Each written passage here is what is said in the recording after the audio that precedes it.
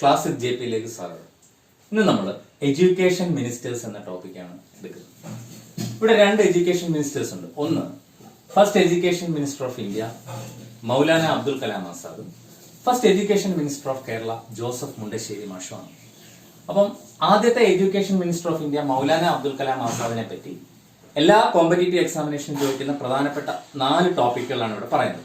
ഒന്ന്, November 11 national education day ആയിട്ട് ആചരിക്കുന്നു. അത് അദ്ദേഹത്തിന്റെ ബർത്ത്ഡേ ആണ്. പല പരീക്ഷയ്ക്കും ചോദിച്ചിട്ടുണ്ട്.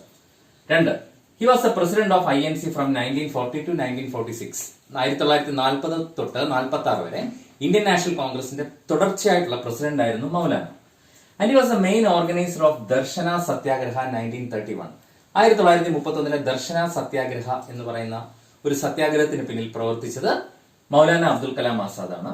അദ്ദേഹത്തിന്റെ പ്രധാനപ്പെട്ട 3 പുസ്തകങ്ങൾ പല പരീക്ഷയ്ക്കും ചോദിച്ചിട്ടുണ്ട്. ഏതൊക്കെയാണെന്ന് നമുക്ക് നോക്കാം. ഇന്ത്യ വിൻസ് ഫ്രീഡം, ഖുബർ ഹി ഖത്തിർ, അതുപോലെ അൽ ഹിലാൽ. അടുത്തത് first education minister of Kerala Shri Joseph Mundassery.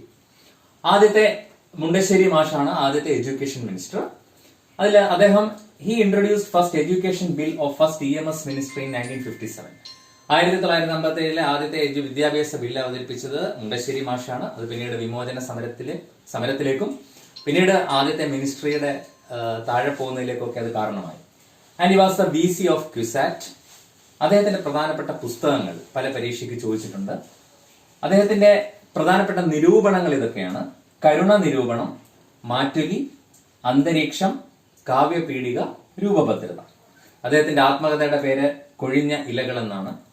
China മുന്നോട്ട്, ഒറ്റ നോട്ടത്തിൽ എന്നിവ യാത്രാ വിവരണങ്ങളാണ്.